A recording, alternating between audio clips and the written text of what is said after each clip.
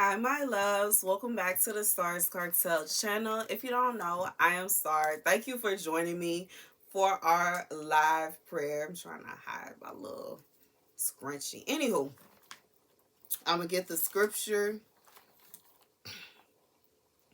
and then I'm going to go into the prayer. When they came to the other disciples, they saw a large crowd around them and the teachers. This is Mark 9 and 14. And the teachers of the law arguing with them. As soon as all the people saw Jesus, they were overwhelmed with wonder and ran to greet him. What are you arguing with them about? He asked. A man in the crowd answered, Teacher, I brought you my son who was possessed by a spirit that has robbed him of his speech. Whenever it seizes him, it throws him on the ground. He foams at the mouth, gnashes his teeth, and becomes rigid. I asked your disciples to drive out the spirit, but they could not. You unbelieving generation, Jesus replied, how long should I stay with you? How long shall I put up with you? Bring the boy to me. So they brought him. When the spirit saw Jesus, it immediately threw the boy into a convulsion. He fell to the ground and rolled around, foaming at the mouth. Jesus asked the boy's father, how long has he been like this? From childhood, he answered. It has often thrown him into the fire or water to kill him. But if you can do anything, take pity on us and help us. If you can, said Jesus, everything is possible for one who believes. Immediately the boy's father exclaimed, I do believe, help me overcome my unbelief. When Jesus saw that a crowd was running to the scene, he rebuked the impure spirit. You deaf and mute spirit, he said, I command you, come out of him and never enter him again.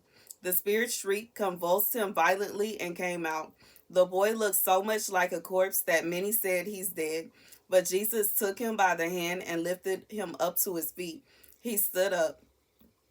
After Jesus had gone indoors, the disciples asked him privately, why couldn't we drive it out? He replied, this kind can come out only by prayer. That's an interesting scripture for us to receive before we go into prayer.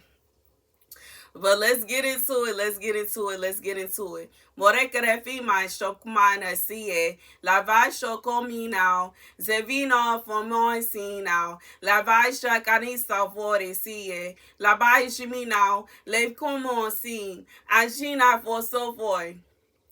For somebody, you feel as though you have been suffering for months. For months, you have been calling on to God and begging him to come and see about you in the midst of your problems. Querese vica no more si now. Le vica more socorri si. La visha makan shoko. E si vino po si na se vica mai savini na soye. Somebody is having some kind of trouble with a car. There's something going on with the car that somebody owns or has, regardless if it was repossessed or if there's something that needs to get fixed on it. I just feel like this is somebody you are feeling as though there's something wrong. Like every time you fix something, something else goes wrong, and it just keeps happening over and over again, and you keep praying to God about it, and you feel as though God is not answering you and according to this situation.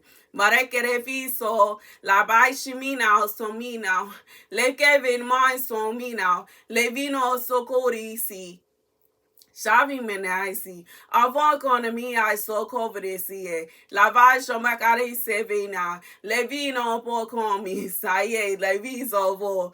Okay, so for somebody, it's like you feel as though God does not see your situation to its specifics. And God is saying, of course he sees. He is the sovereign Lord. He sees everything. He knows everything. I just feel like even sometimes when I give messages or even like when I'm praying right now, God is saying specific things so that whoever it's for, you know he's talking about you. You know he's talking about your situation. Can't be me. I don't have no car. So I just feel like this is somebody you know is for you specifically. And it's God basically letting you know, yes, he knows. He see. He hear you. He is aware of your situation. He is aware of what you're going through. Yeah, he see. Even as I'm talking to him, it made me laugh because he's like, of course I see. Like, I see everything. You know I see everything. Yes, I see you. Yes, I hear you. More que vi mais chauve la vie ka somina. Le makai sovo von moini. Java baka somore siye. La vie mai so comone siye. La jeve kimina sovo moi. La vida sovun. So, for somebody, you are feeling as though you are in complete mourning and God is not answering you. God is not listening to your requests. God is not paying you any attention, and God has just tossed you to the side. It's not a situation where God is not listening to you. It's not a situation where God has tossed you to the side. You are going through a test, and God is trying to see what you can go through and still have faith that He's going to come through for you. Because it's a difference between someone that is feeling as though God not gonna come through and the way that they gonna wait, and when someone knows that God is gonna come through for them and how they're gonna wait. The one that know that God is gonna come through, they are at peace. Even in the midst of not having this, that, and the third. Even in the midst of knowing this bill coming up, that bill coming up, what am I going to do? What am I going to do? I don't know what I'm going to do. I'm going to stress myself. I'm going to worry myself. I don't know how I'm going to get through this. But a person that knows that God got them, they are going to be okay. A person that is kind of lukewarm about it, you are going to be in complete worry. You are going to be in mourning. You're going to be exhausted. You're going to be stressed out. God is saying He doesn't want you to be this way. He wants you to get to a point to where even though you may be surrounded by problems, there may be all kind of tribulation going on around you, you are still at peace in knowing that God got that. And you know, this is a peace that money can't buy. Understand that even like we do have different seasons in our life, and we do have seasons where we experience peace, but in reality, even if you are in a season of peace, there may be some like demons trying to attack you. There may be people trying to attack you. You may have to deal with problems at your job. You may have problems. Like, problems are not going to stop. And God is saying that He wants you to get to a point to where there may be problems going on. There may be situations going on. You don't know what you can do about it. There's nothing you can do to help. There's nothing you can do to stop it. There's nothing you can do to control the situation, but you have the peace in knowing that God got that. You have a peace in knowing that God will handle it. You have a peace that knowing somehow, some way the bill is gonna get paid. Somehow, some way you gonna, like, I just feel like this is a situation where someone, even through your constant worry, God has been there for you. And God is saying that the only reason you are worried is because you don't want to believe. Just like in a scripture where Jesus said, you have to believe. You have to believe in order for the demon to come out. If you don't believe, then, but I just feel like that is a big part for somebody. A big part of this message, like this prayer that we having right now, you have to believe that God got you. You have to believe that God is going to make a way, even like with whatever you have going on. And I'm not even going to sit here and act like, I have my own stresses. I have my own problems going on in life. But I can come on here peacefully, gracefully, because I know God got me. It may not be in the time period that I want it to be. It may not look exactly how I want it to be, but it is what it is situation. I'm going to just have the understanding and knowing that God got me. And even in the midst of, while I can have the acceptance that I may not receive the car I want, the house I want. It may not be specifics to what I want, but I do know I'm going to get it. I do know that God got me. I know that God is going to make a way. And sometimes you could have that in your heart that you understand if it's not what you want and get what you want.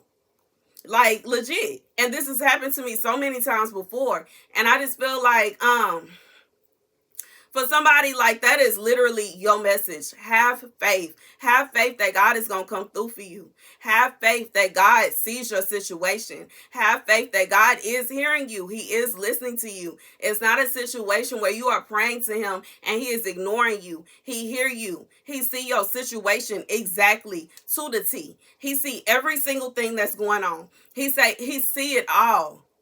It's not like when you come to God praying that you feel as though God is not listening to you. You feel as though God does not care about what you have going on. God does not care about what you're going through. This is like, I just feel like this is, it is partially hurtful to God, and at the same time, when you say you think he don't see you, it's like humorous. God sees everything. I'm being reminded of my dream where I was taking an elevator up to where God sits. God can see everything at the exact same time. He can see all seven heavens, all seven hells, and earth at the exact same time. There is nothing that he does not see. He don't miss nothing. He see everything. And he knows everybody because he created all of it. It's no way you can hide from God. So that's the message, okay? On our second prayer fast day, God is saying, understand that God sees everything. He knows what you're going through. He loves you. He cares about you. He is going to come through for you. You have to have faith, okay? This is what, like, I just feel like for whoever this message is for specifically, God say have faith in him and understand he is going to come through for you. It may not be when you want him to the specific, but it's always a reason as to why the date is set at where it is set. And that's, God knows that. We don't know that. But God said he do see your situation. He see what you're going through. He see your problems. And when it comes down to it, he got you. All right, y'all, that is the prayer. I will see you guys later in the messages that I have for the rest of the day. I love you guys to bits and pieces, and I'll see you guys later. Deuces.